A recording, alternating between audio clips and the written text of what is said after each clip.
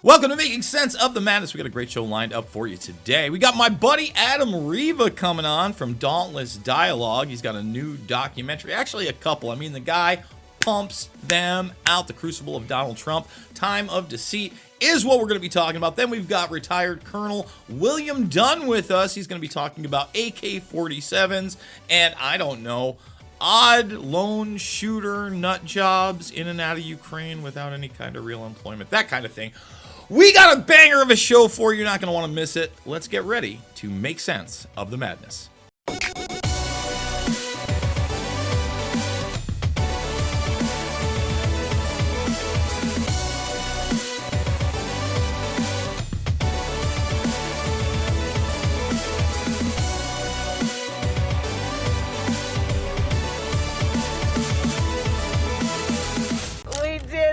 We did it, Joe.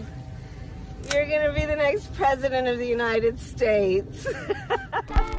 What are these false claims of widespread election fraud doing to our country right now? If we are right about the fraud, Joe Biden can't be president. Joseph Robinette Biden Jr. and Dr. Jill Biden.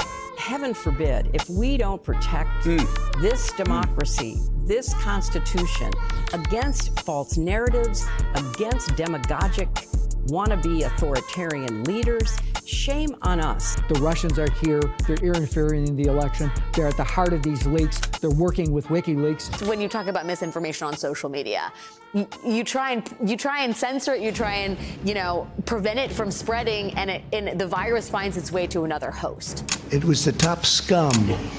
And the FBI people don't like the top scum. Only president in American history to be impeached twice. Sadly, the person who's running the executive branch is a deranged, unhinged, dangerous president of the United States.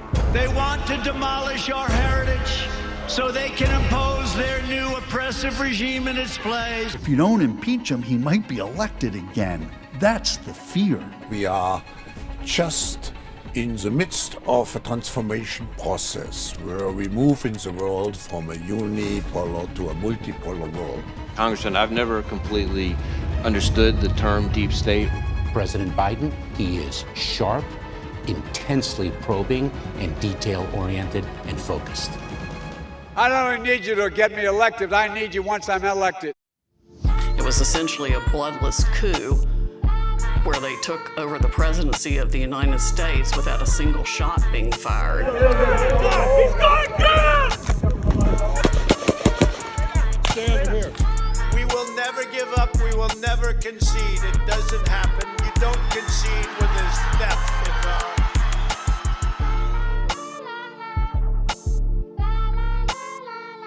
involved.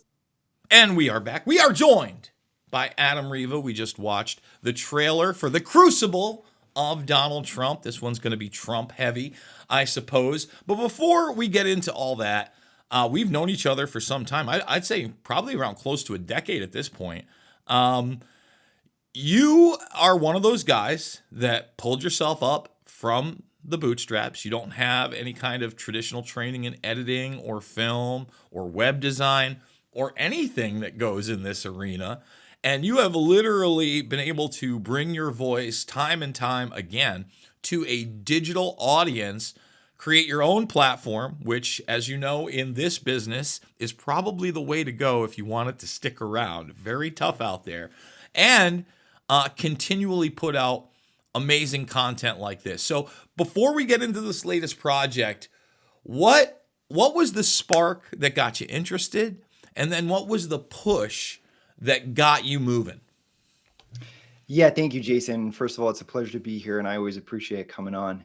The push is to just bring a little bit of class and quality to a much needed digital landscape of information. So if we can do better research and present it in a better fashion, I believe it'll stand out. It'll be what I call evergreen. It'll stand the test of time. Hopefully 10, 20, 50 years from now, people will continue to go back the same way that you and me, we go back to the greats who came the generation before us and we look at their body of work. I hope the same thing will be the case for Dauntless Dialogue. For me, It's kind of the same thing. I mean, you didn't answer my question and give me those 2 moments, but that's okay.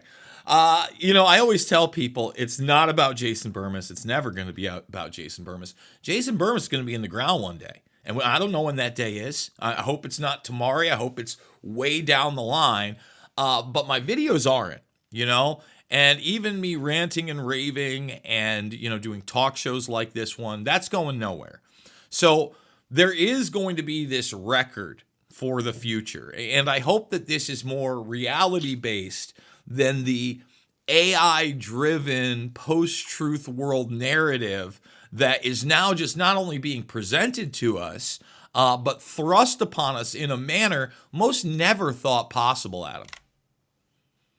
I totally agree with you. Right now, AI is starting to write the record. And if you just do a Google search or even on DuckDuckGo, you're getting met with pre-curated answers to your questions. So you can continue to outsource your discernment and continue to outsource your decision-making process to the Borg. And that's concerning for those of us who actually understand the levers that are being pulled behind the scenes.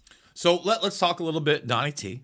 We're 2 assassination attempts down in short fashion. We're a little less than 6 weeks out from the actual election. People have already voted by the droves in many places. We have corrected none of the internal processes that have clear roads to corruption that have only expanded over the years from the last time. Is this why you decided to do the quote-unquote crucible of Donald Trump? Or were you kind of in the middle of this as the assassination attempts, et cetera, occurred? Yes, the latter. So actually, I set out to make a documentary that was about election interference, election fraud, and overall election integrity. And as I started to get into that process, I keep my finger on the pulse. I'm watching the daily news. And so I started to feel like maybe we should take this in a new direction. And fortunately, John Harold and the guys over at Badlands who were producing the film, he kind of allowed me to just tell that story, the one that I wanted to. And it quickly became more than just a political documentary. This film actually follows very closely the hero's journey. And Donald Trump is up against a million different, lies and attacks and assassination attempts. And so as our leader, as the next commander in chief, it's up to us to kind of support, to provide the grassroots support for slashing through the propaganda and at least giving the guy a fair shake. And clearly, there has not been a fair shake given. I mean, you watch the love fest with the quote-unquote other side, and it is repulsively vomitas, right? And that's not to say Trump's perfect. I got plenty of problems with the last time he was in office.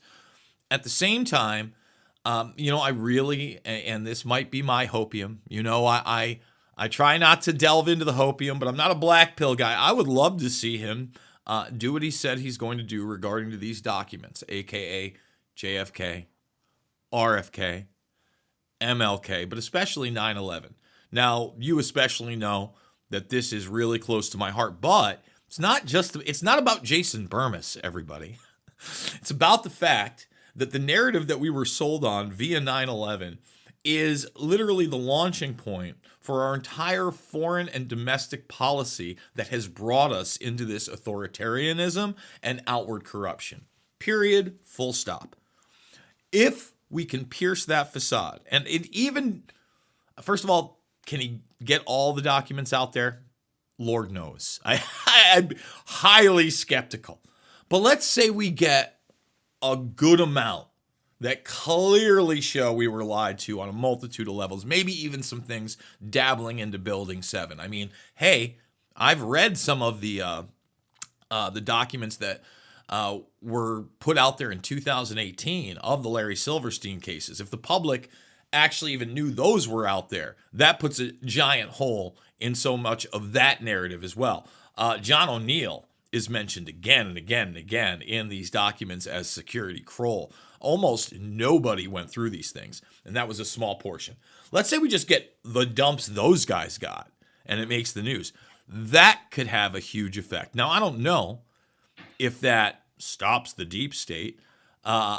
you worked on the Flynn movie. I've interviewed Flynn recently, and I think Flynn's assessment of, hey, even if you get Donald Trump in there, he goes, 4 years flies by like that. He's buying us time. There's a lot we have to do. There's no one coming in and it's poof, everything's going to be great. So what are your thoughts on all that? Because we haven't even gotten to the assassination attempts. We were just talking about being assassinated by the press time and time again. But all these things are reality. And listen, again, I think this time around, he's a little wiser to the game, but will he be as effective? No doubt. And we can have a rational discussion about the degree to which there is a white hat campaign behind the scenes in the information war. We can have a debate about whether or not, the degree to which that is playing a role. But I think ultimately there is an awakening happening, and the public's receptiveness to this sort of information is way more, a lot higher than it was just 4 years ago. So the grassroots demand, the grassroots support for this sort of thing, and the sweeping actions necessary to clean out the deep state, to drain the swamp, I think that support and that demand is there. So we are winning in that respect, but we have a long way to go for sure. I mean, I'm not convinced, number one, that there's not a third assassination attempt. And a third one, I don't think it's a gun. I think we're in the realm of car bomb, plane crash. I think there's big questions about him being in Arizona and all these individuals just getting sick behind him, that type of thing. And I think that his children, quite frankly, could be a target. I don't think Ivanka, Ivanka is on the table. I think she's off. I think she's protected by the Kush. But I think Don Jr. and Eric might want to watch their back. Maybe even Tiffany, as the child you don't hear about, as kind of still a mess. I mean, that would be crushing to this guy's ego. If there's anything about Donald Trump that the media doesn't want to show you, is that, look, he's vehemently behind his family, no matter what. That's another big thing. I just saw him picking up his grandkid, etc. And for me, that's a strong characteristic and trait. And you look at his kids and how they have been able to stay out of the spotlight, stay out of scandals. Say what you want, seems like he was a pretty decent dad given the situation. Well, and yes, and just so you know, I'm getting a little bit of an echo, so if it it's a little distracting, but there's a lot of other attempts that we aren't really hearing about. We hear about the main two, or recently this third attempt, but Air Force One has had to make many unscheduled landings and deviations from its course. There's been people who've rushed the stage. So there are many other assassination attempts if you want to take a broader look at it. I'm just like, why are you taking these unnecessary risks? Every police department now is starting to have drones with thermal cameras attached to them. Why can't we get something like that scanning his golf course when he wants to, go play a game? It just seems a little bit unnecessary to take some of these risks, but I do admire in a leader someone who's not willing to cower, someone who stands his ground, and someone who puts his fist in the air after getting his ear blown off. And that's another really odd aspect of all of this. Now, there are some people that I respect tremendously, okay? I followed their work for years, and I am a question everything guy. But immediately after the first assassination attempt, there were people that felt like that could have been staged, and that somehow Donald Trump staged this thing. Now, you even heard it in the mainstreams of the left. Now, let me say this. From the moment I watched it, I thought it was real. However, I always entertain everybody's idea. So what I like to do is a little thing called my own research. And I went out and I just found all the available videos surrounding the event, right? So, and the extended ones.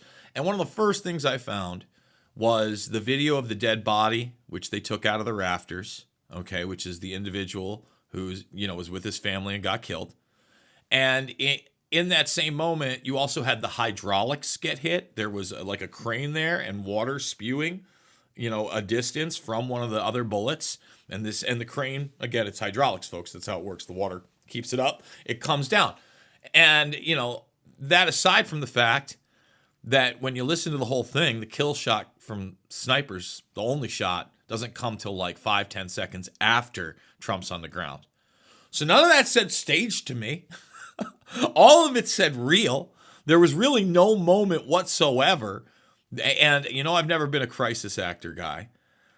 There are still people that I hear go, oh, how's that ear? I go, you just don't understand. What were you expecting? I mean, did you want the other half an inch so a piece of his skull got bashed out the side of his head? Or maybe he looks up and it goes through his neck. Like, what are you talking about? The man was clearly shot. I mean, no one's that good of an actor. They literally caught the bullet on a photograph. Yeah. None of that's enough. Go ahead. Well, Jason, listen, I mean, I agree with you, and I think that Occam's razor plays a role in this, but we also know that there are people, call them provocateurs or whatever, even in the digital landscape, who like to stir things up. And so controlled opposition is a real thing.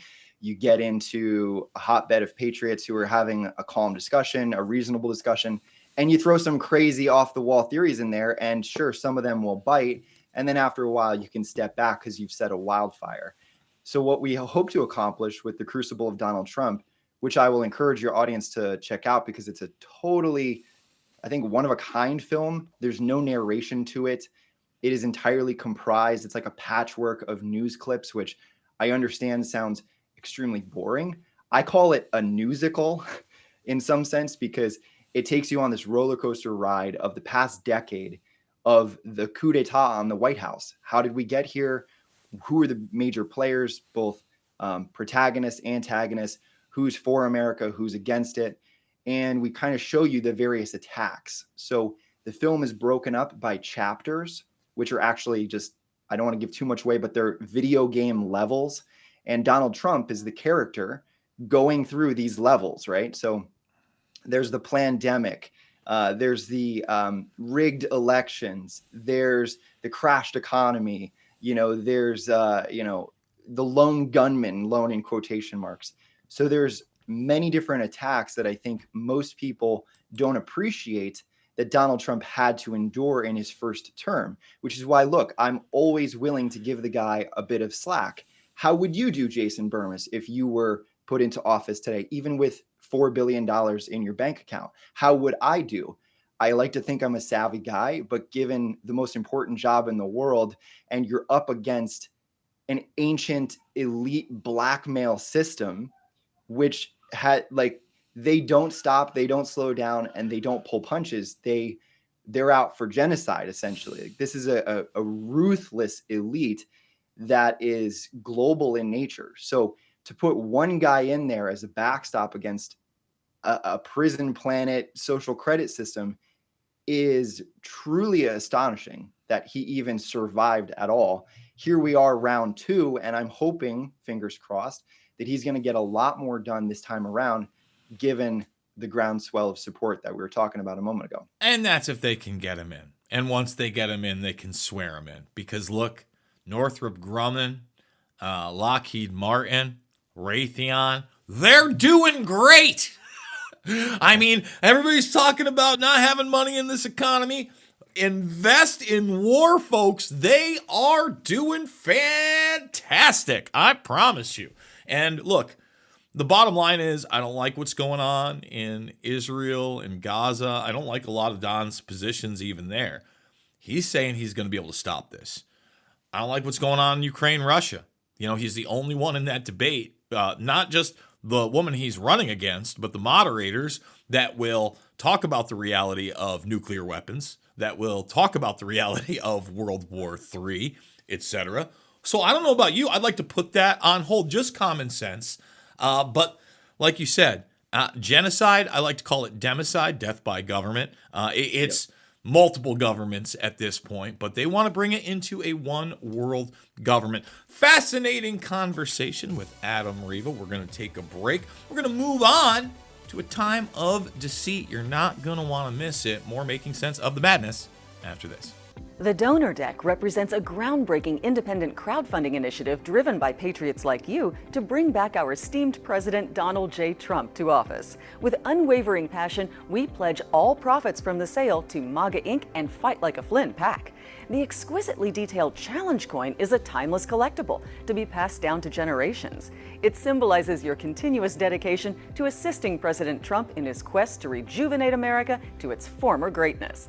Get your donor deck now. Go to thepatriot.tv store and click on Donor Deck. Enjoy the magnificent artwork and scripture on each playing card, knowing our appreciation for your continuous dedication to assisting President Trump in his quest to rejuvenate America to its former greatness.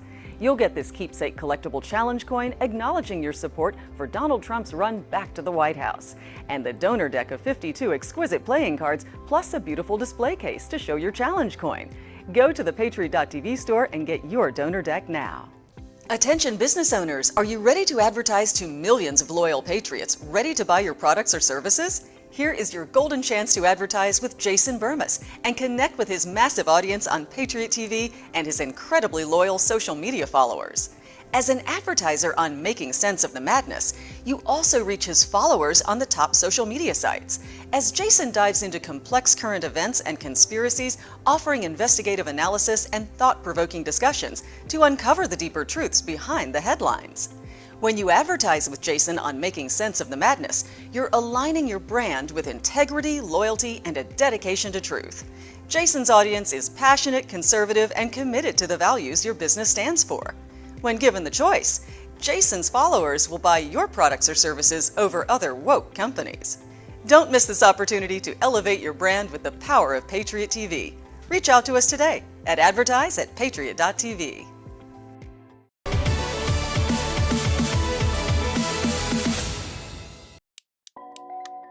Investigating covert CIA operations, investigating the CIA in general, is now off limits to the press unless you have what Ted Turner called proof beyond a reasonable doubt, which when you're talking about covert operations, you're never going to find as a journalist. Conspiracy theorists, kooks, crackpots. You take on the intelligence community, they have 6 ways from Sunday at getting back at you. We don't engage in assassinations and kidnappings and things of that kind.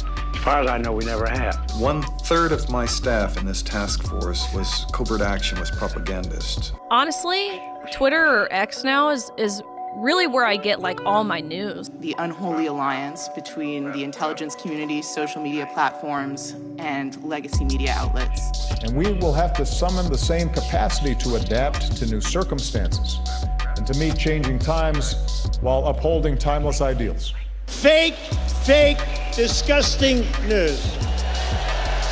It's one of those pieces of what we've seen around January 6th that is pushed by people that want to suggest that this attack was something other than what it really was. This is why so many people can't stand the mainstream media and why there's a hardcore animosity towards the media that is pretty much commensurate or equivalent to the animosity towards Congress. Was that your laptop? For real, I don't know. You mean the laptop is now another Russia hoax? That's exactly what. This is where he's going. The laptop is Russia. Gentlemen, I want to stay on the issue of rape. We have an army of digital soldiers. This was irregular warfare at its finest. Fuck you. War.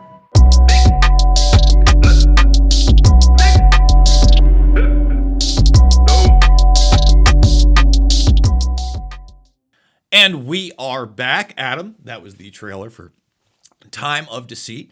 Certainly, we've talked about some deceitful behavior already in this conversation.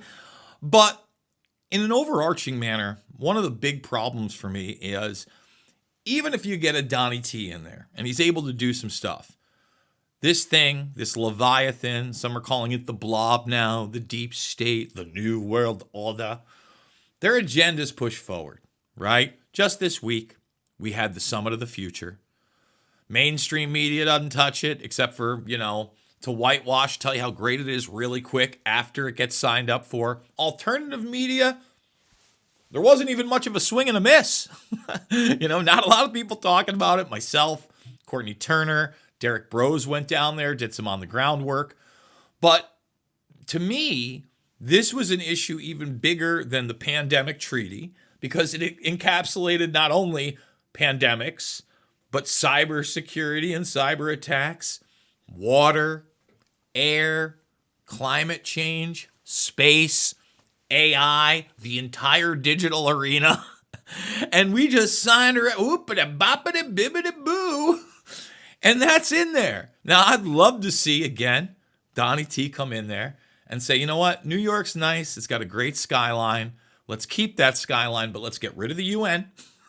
Let's send them on their way, and let's make this a museum. You know, I've heard some people say, let's convert it into housing for migrants. No. I want the museum. I want people to see how the UN was really erected. I want them to see the actual roles and mistakes of the UN as a warning against centralized government, and why decentralization and a republic, one that is separated, you know, the one we used to have, is probably a lot better of an idea. Call me kooky. What do you think, Adam? Yeah, no, I totally agree. I think sometimes we get so focused on just the progress made of civilization that we don't really stop to reflect on the past. I consider myself somewhat of an internet historian, a digital archivist, a digital archaeologist in some sense, where we're bringing the past forward and warning the future. I think that the future of Dauntless is not just going to be documentary work, but I hope to get into more of the fiction and shaping culture, making cool stuff that people love to watch. I've got a dozen stories in my head. Just give me a big budget and I'll make it happen. But that is kind of how we push the needle. And so preserving not just the history, but most importantly, the lessons learned. And we're learning quite a few hard lessons right now as a society.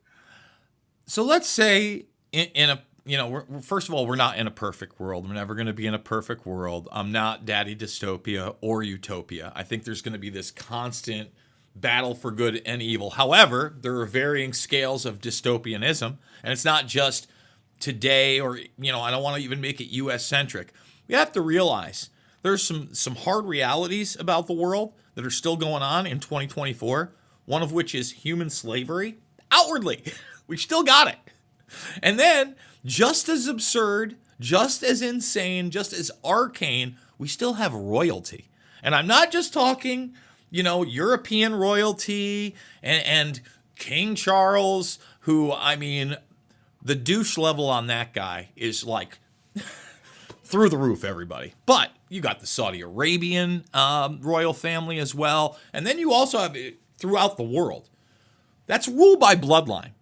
Okay? How far have we really gone as a society? I know everybody wants to look at the scientific achievements and our social achievements, but we haven't gotten rid of two of the largest scourges of human control and regimentation historically as human beings. We haven't even wrecked that. That conversation's not even on the table, Adam. Why do you think that is? Well, I've been trying to put it on the table through everything Dauntless Dialogue does. I mean, the first presentation I ever put out on YouTube was like a 3-hour tour de force of child trafficking in every institution, and how widespread it is, how evil and malevolent it is.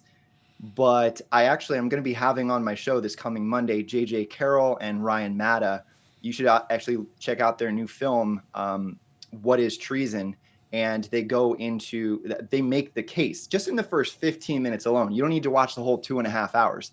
They make the case in 15 minutes that the Biden-Harris administration has constructed the largest human trafficking, child trafficking operation in human history. They've already lost over 500,000 children into the system. And everyone knows the incident where Joe Biden was at the CFR and he was bragging on camera about the quid pro quo with Danchenko and Burisma and Hunter Biden and the rest of it.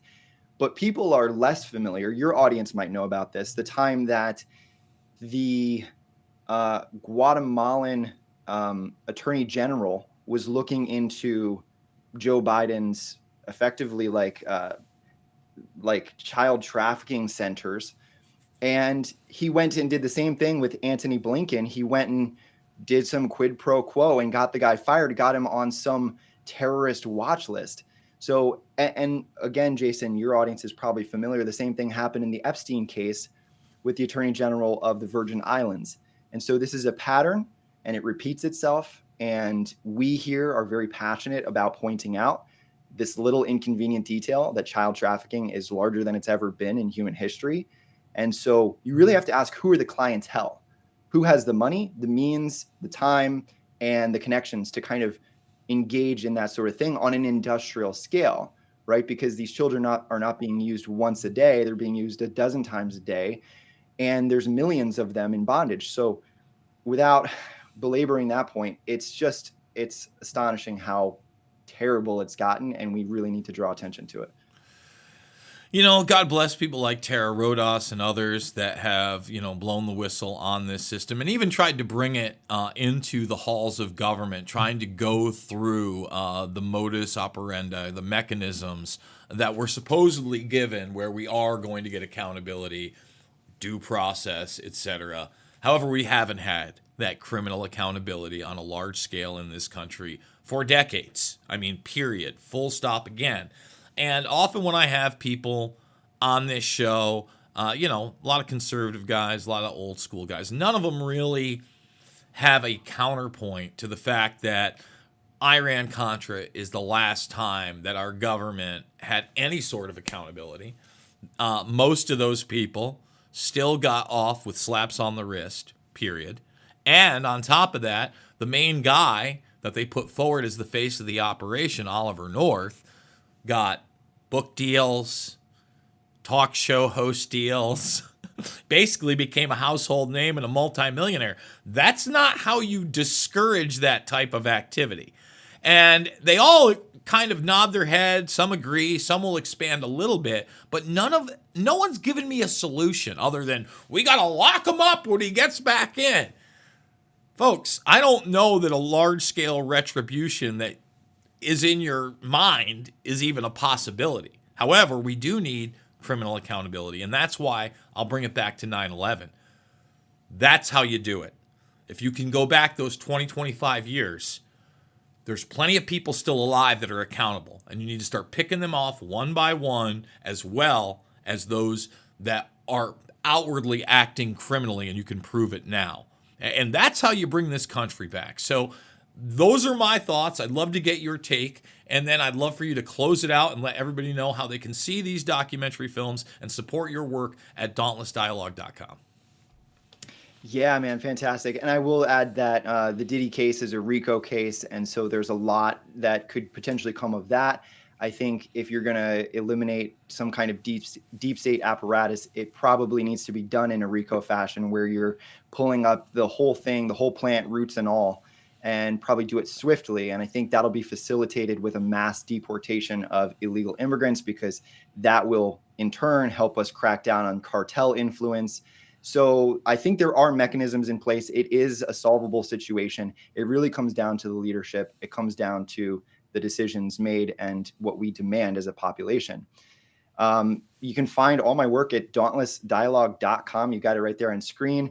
We are a streaming service. We are a for-profit enterprise. We like to create awesome documentaries and entertainment, a variety of things that people who have our kind of proclivity would enjoy, people who are researchers, people who want to know what's going on, people who don't want some diluted, Netflix version of Jimmy Savile or Jeffrey Epstein. Like, we go. Or the Menendez brothers. Huh? Right. F you, Netflix. You damn well know his dad was a serial child rapist, and you still made that. Exactly. This isn't Hollyweird. This is exposing Hollyweird and the surrounding mechanisms of power culturally, politically, and economically. DauntlessDialogue.com. Adam Riva, thank you so much. Folks, we got to take another break. We're going to come back. We got Colonel William Dunn with us. You're not going to want to miss it. More Making Sense of the Madness after this. Former National Security Advisor, Lieutenant General Michael Flynn, pleaded guilty today to lying to the FBI. He was one of the most respected generals in the military.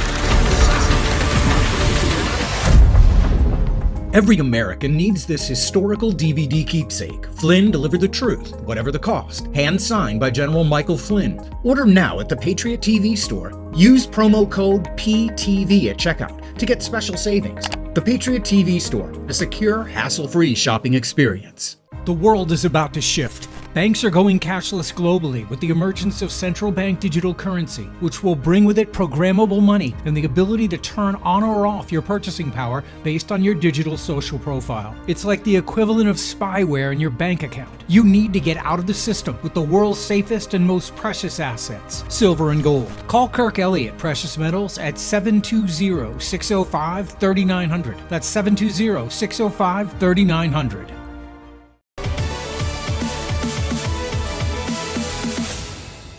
And we are now joined by retired Colonel William Dunn. Thank you so much for joining us. Now, you are the author of Gunfighters Rule. We're also going to be talking a little bit of Trump here, but let's get your background because obviously you are a former military guy. You are an author, etc.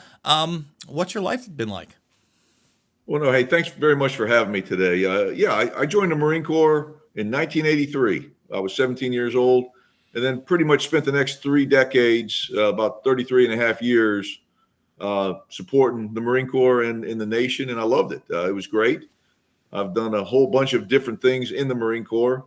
One of the greatest things I got to do was command the Gunfighters. The Gunfighters is a Cobra Huey squadron.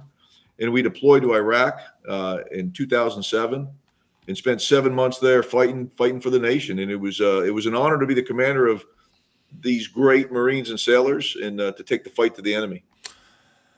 So let's talk a little bit about this second assassination attempt on Trump. I would argue, at least in the very beginning, we got a lot more information and answers than the first assassination attempt on Trump. Obviously, this person was detained.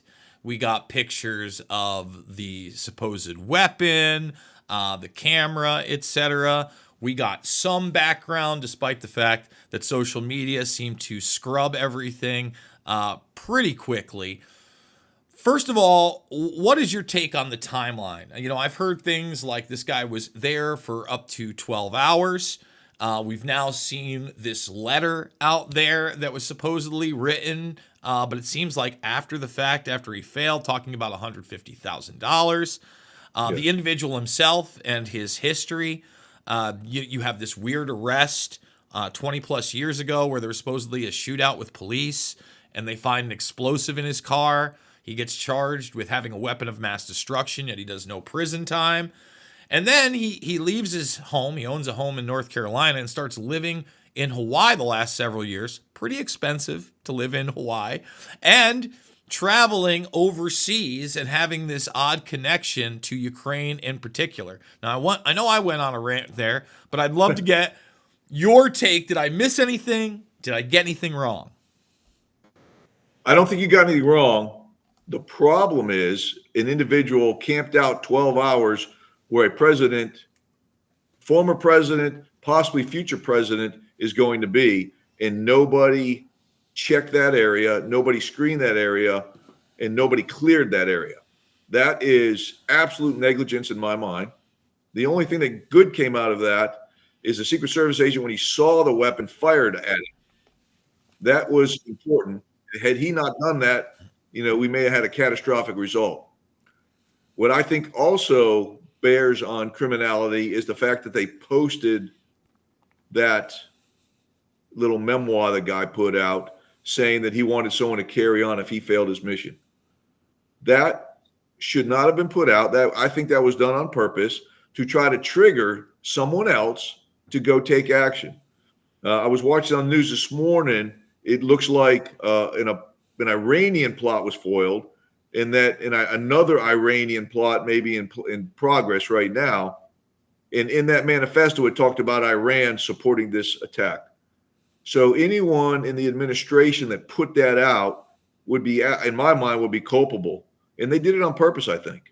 I don't think they mind if somebody forces Donald Trump out of this election. Well, I think it might even go beyond that. I mean, let's look at the facts that we hadn't had a successful shot off against a president or former president for 43 years prior. And now, in quick succession, we have 2 incidents, one of which not only was he fired upon, but the guy was actually shot, and the mainstream media has essentially whitewashed that. The Thomas Crooks thing has fallen out of the media. I think that's even more egregious. As you stated, the one good thing you can say about the Secret Service is that they opened fire immediately when seeing the gun barrel, an obvious correct decision. When you look at the incident in Pennsylvania, none of that. In fact, as far as I can tell, the only shot the Secret Service took was the kill shot after the fact when this guy had been incapacitated by then. It's the one that's 5 to 10 seconds after Trump is on the ground and surrounded by Secret Service. They had a hearing for that one. A woman gets to step down, act like she did nothing wrong, and collect her pension for the rest of her life. This happens next. Do you foresee a third attempt? Because I think you alluded to the fact that you think they're trying to trigger somebody by putting out this kind of pseudo manifesto that's out there, this letter. But at the same time, I think you're now in territory where it might not even be a gun. We could be talking about car bombs, plane crashes, explosives. There's that mystery incident where people got sick behind him at the Arizona rally. I think really just about anything could be on the table at this point. I think we are at the greatest threat to our country right now to have one of our potentially elected officials taken out. We spend a lot of effort and time as a nation protecting our elected officials, and we need to continue to do that. Imagine a scenario if this was happening to the other side, what would be taking place in the media? It would be all over the media. It would be focused on that. And I saw a thing today. I was watching, I didn't see it live. I saw it about a minute after the original shooting. I was sitting with my wife and I said, that was a 5.56. I knew I was very certain it was an AR just by the way that he reacted to that. I've been in those situations before with those rounds and rounds similar to that being very close. But the way the president reacted, I told her, I said, that was either a 22 or a 223, which is also a 5.56, assuming it was an AR-15. That was before we could hear the sound. And then once we heard the sound, I was positive of it. The question I would ask, and nobody has asked this, the shooter that killed him, did he see him with the weapon before he fired? The rules are simple. If it's a threat, they do not, and this is the rules for any Marine out there. If someone has a weapon and they're pointing that weapon towards you, they don't even have to necessarily point it at you. If they have a weapon and the rules of engagement permit, then you can engage that target. For our presidents and our vice presidents and our elected officials, they don't have to pull the trigger. Just like they did in Florida, that's what should have happened in Pennsylvania. Now, I don't know if that individual saw him first, but it seems, I'm not a conspiracy theorist, but it seems they allowed those rounds to get fired before they took action. Well, and I'm not convinced they had to fire that last shot. I mean, it seems to me local law enforcement, seems like 2 volleys. It seems like the initial shots at Trump, then some kind of return fire. From what I understand in that congressional report that came out, they say that they had shot him. He no longer had the gun in his hand. I'd much rather have somebody in custody so you can actually investigate that person than caving their skull out 5 seconds later when they're no longer a threat. Yeah. So, that's a big problem. This guy they do have in custody. Now, we haven't heard anything on his behalf other than this letter. We do know about the weapon.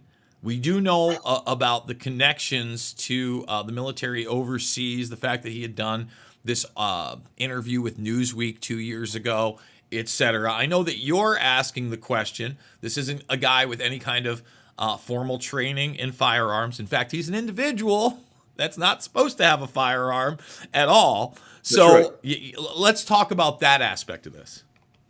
You hear a lot about the Second Amendment and taking weapons away, gun control, getting rid of AR-15s off the street.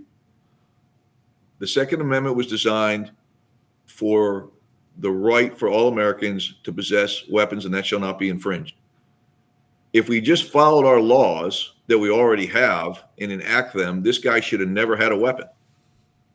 It is very irritating to think a guy had a illegal, fully automatic weapon, didn't go to jail, somehow was able to get an SKS, Either he had it before, or he purchased it after, or he illegally purchased it, but somehow he had it. He's putting stuff online that should have been picked up by our systems, and yet he was allowed to go free. The concern I have is both these idiots that have attacked our president had no training. Where we get concerned is somebody with training. And that's why we need to push that protective barrier out to, 500-600 meters. The Pennsylvania shooter, that was a grace of God miss. Because anyone that I know that have been in the military with can make that shot without a scope all day long, every day. And we train to it. That individual, thankfully, did not have any training or not enough training, and he missed because the president moved his head. The guy in Florida, very likely, I have an SKS.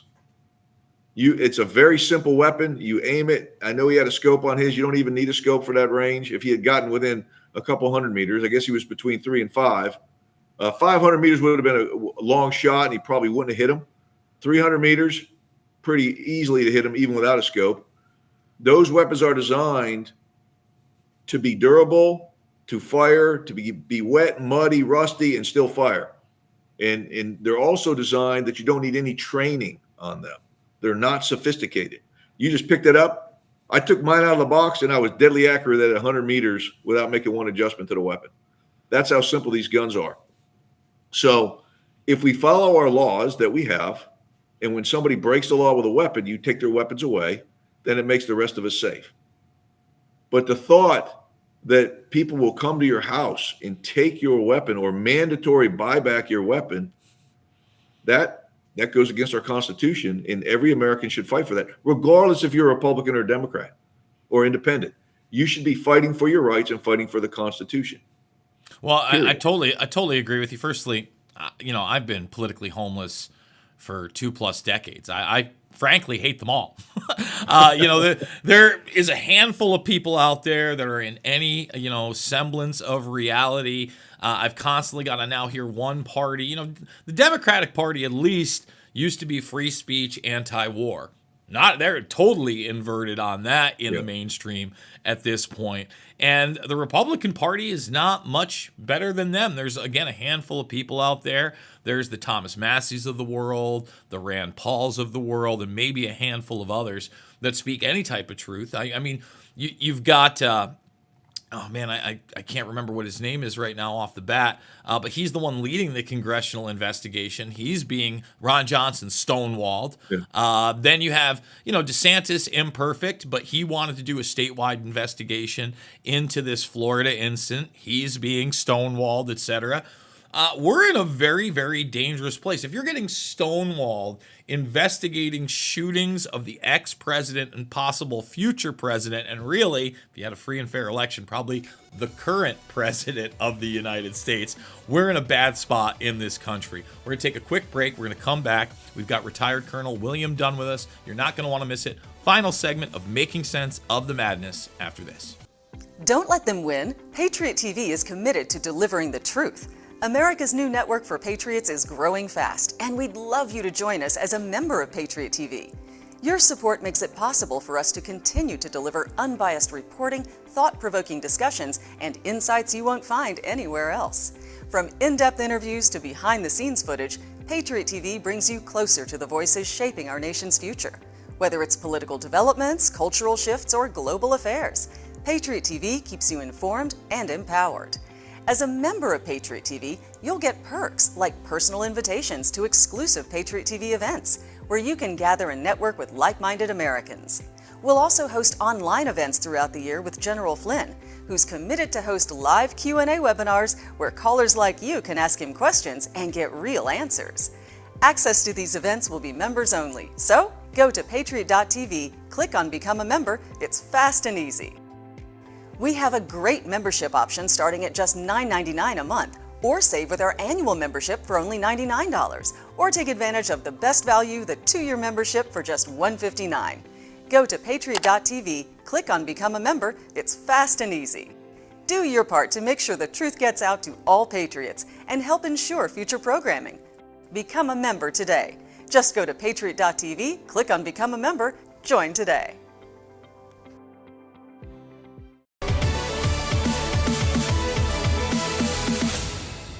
And we are back. And, we talked about security.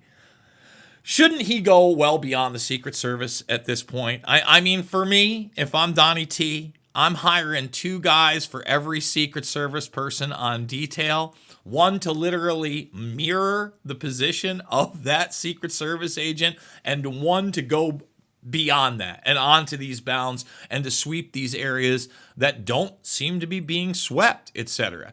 I mean, isn't it? I know that he has upped his private security. But how much does he need to do that? And do you believe that maybe the third, I hope the third time's not the charm, but it goes beyond just a trained individual with a gun and into the arena of a plane crash, of a car bomb, of something at an event, etc.? Absolutely. Last year, October 23rd, 1983, last year was the 40th anniversary of the Beirut bombing. We had an event down at Campus Union, North Carolina, where we had the Commandant of the Marine Corps show up, as well as some other dignitaries. Prior to that event, the Marine Corps put out security dogs, security forces. They scanned and patrolled through the forests that were around the event, because it was a forested event. I mean, there's a forest around the event. They cleared it, and then they kept those individuals out smelling for bombs, those dogs smelling for bombs, weapons, and also kept the presence out so that any would-be attacker would see this force and hopefully would be, if there was going to be a would-be attacker, hopefully that would cause them pause and they wouldn't come in. You have to harden the place. That's what I would recommend, not only to Donald Trump, but I would also recommend this to Kamala Harris, right? Because when we are so divided, what I'm concerned about is somebody else fanatical saying, oh, you're going to shoot at my guy, I'm going to shoot at your guy. And that terrifies me too, because we don't want that. We want our elections solved legally and appropriately at the ballot box. As a Marine, when you as any service member, when you raise your hand and take the oath, you take an oath to support and defend the Constitution of the United States. You do not take an oath to a president. You don't take an oath to the Secretary of the Army, the Commandant of the Marine Corps. You take an oath to the Constitution. And I think a lot of our elected officials have forgotten that. They're taking an oath to a party, not to the Constitution. And some of the things that I'm seeing, it's all open source, right? And a lot of it I see off Fox News.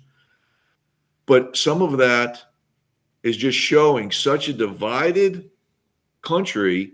And I've seen people that are going to vote one way because they believe that if the person wins are so stupid that no one will let them do their programs, such as taxing unearned gains. I had a friend of mine said, oh, I'm voting for Kamala Harris. She's so stupid, there's no way they're going to let her do her policy, so I'm just going to vote for her because I hate Donald Trump. And I looked at him, I said, you're an idiot. Well, this is my problem. I don't think Kamala Harris is an ideologue at all. Obviously, she's not running anything at this point. I don't think she's going to be running anything if she gets put in there. Joe Biden is clearly the largest outward puppet I've ever seen in my lifetime. I'm 45 years old. I mean, the guy had dementia in the primaries. Now, I would argue, obviously, a lot of presidents, it's really the administration behind them. Look at George W. Bush, for instance. I would argue that, look, he wasn't running much. He could still speak. He could still do these policy meetings, but he had vipers behind him, people that were very capable. Donald Rumsfeld, people like Wolfowitz, Karl Rove, obviously Dick Cheney, Condoleezza Rice. I go down the line. All those people, whether you like them or not, they were extremely competent. I look at this administration, not so much. Blinken, he's got those eyes. I mean, he's definitely in charge of a lot. I look at somebody like John Kerry, who they brought in, clearly running more foreign policy than either Kamala Harris or Joe Biden for that administration. And, Vivek Ramaswamy did a video on this a couple days ago. He goes, look, the thing that scares me most about her is that she's not an ideologue. You know, like Bernie Sanders, that's an ideologue. I can disagree with his policies, but he believes what he says. This woman is going to say or do whatever she is told. She is extremely malleable. The only thing she knows how to do is really repeat talking points. I think that's why she was more effective at the debate than people thought she would be. Clearly, it looks like she had the questions to answer. And clearly, it sounds like a lot of those things were rehearsed, because whenever you put her on the spot in a live interaction, she does not fare anywhere near as well. So what does happen if we don't have a free and fair election? Because, you also alluded to the fact you don't want to see anybody get shot. Neither do I. If we have anything like that on any level, all you have is more of an excuse for authoritarianism, possible martial law, and then pushing us further away from that constitutional republic, of which I don't know how much of accountability we've had on an executive level for some time. I mean, to me, Iran-Contra is really the last time we saw any of it. Lots of slaps on the wrist, the face of that Ollie North. He gets book deals and TV shows and becomes a millionaire. Not really how to discourage that type of behavior. You know what I mean? So we got a couple minutes left. Again, I know I go on these rants, but what do we do if we get this guy in? If he is able to get past November, sworn in January, how do you fast track bringing back the constitutional republic? Well, the first thing we have to do is protect him. Period. And if he doesn't win and Harris wins, she needs to be protected too. That bottom line. We don't want that to happen in our country. But what we have to do is we have to focus on the Constitution. We have to, we cannot have open borders. How many terrorists have come in this country? I believe we will have a terrorist attack on our country somewhere right before or right after the election. I hope not, but I'm terrified of it. We have had so many people come in. Look what Israel just did with the supply chain. Now imagine somebody comes into our country that has small weapons, small bombs, walks into a mall, walks into a football game, a high school football game where there's low security, and kills people. I'm terrified that's going to happen to our country. But we have got to get back to the normalcy of when one side wins, everybody's supposed to support them. We can't do that now. I literally have no idea who our president is right now. Who is running our country? Brother, you're not the only one. We have run out of time. Gunfighters Rule is the book. That's how you support our guest, former Colonel William Dunn. Thank you so much, and thank you guys for watching this show. You know the drill with me. It is not about left or right. It is always about right and wrong. I absolutely love you guys, and we will see you on the flip side.